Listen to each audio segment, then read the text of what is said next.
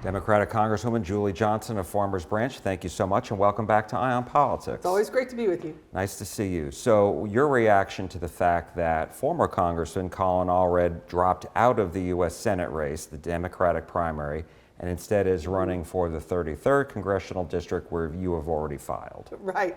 Well, I'm not surprised. He was dead last in the polling out of the field in that race.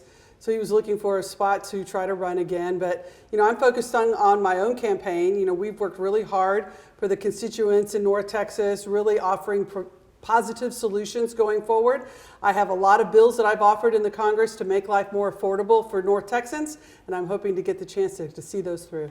How concerned are you that this could turn into a pretty brutal fight, a primary fight? Well, I've had hard races. None of my races have been easy. When I first ran for the 115, flipped that seat, the first Democrat to hold it in 40 years. And then when I was running for Congress, I had a 10-way primary that I won outright and beat my next closest opponent by almost 30 points. So, hard races is not a stranger to me. We campaign hard. We're going to work hard for every single vote, and we're going to win this primary. So what are the big issues going forward that you are going to be prioritizing in this campaign? Well, people are struggling out there and they're really suffering. Everything is way too expensive. The cost of everything under this Trump administration is escalating. Coffee has gone up over 20% just for that. Housing, we have a housing affordability crisis. I have a key piece of legislation designed to address that. Immigration, we have to have people who are willing to go bold on immigration, have a safe border, but we have to have a good process. We can't, this is what's happening with ICE and them targeting just innocent people and U.S. citizens willy-nilly is unacceptable, and I've been very outspoken on those issues as well. So we have a lot of work to do, and I'm thrilled to be a member of Congress. I'm working very hard. I'm going to stay focused on that to make life better for the folks that we represent. And so what is your message to the voters? Because now you do have a primary challenge. So how do you convince them that you are the best person to stay in Congress and represent them? Well, I've been in part of North Texas community for almost 35 years now and have been here fighting the fight along with all of us to try to have a better life for my family, just like everyone is for theirs.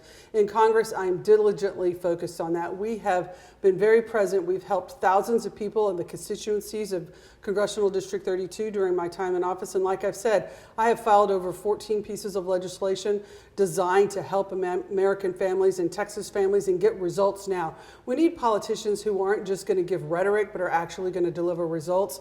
That's what I'm here to do. And why are you running in the 33rd? Because you're moving over from the 32nd Congressional District. Well, it's a huge, vast of overlap of the 32nd District. None of us wanted these maps. I fought really hard to try to keep these racially gerrymandered maps from coming into existence, but here they are. And so if you look at the map, I have a significant overlap with the existing constituents that I represent and the constituents that I represented when I was in the state legislature. And I've heard from huge numbers of them to please run for this seat. They want me to continue representing them. They have confidence in my ability to get results for them, and that's what I'm going to do. This, for Democrats, has been a game of political musical chairs. Yes, it has. Redistricting is brutal. It's hard. It's one of the worst things that can happen. And Republicans played their hand. It's time for Democrats to respond. I hate that it happened. I fought really hard to keep it from happening, but here we are. And so we have to look at what makes the best sense and where the people want us to represent. And like I said, I have heard from so many people in the 33rd area that want me to run there, that asked me to run there, that have given me their support and are continuing to stand with them. My phone has been blowing up all day with people saying, stay in the fight, we need you, we want you, we're with you, we're 100% on board.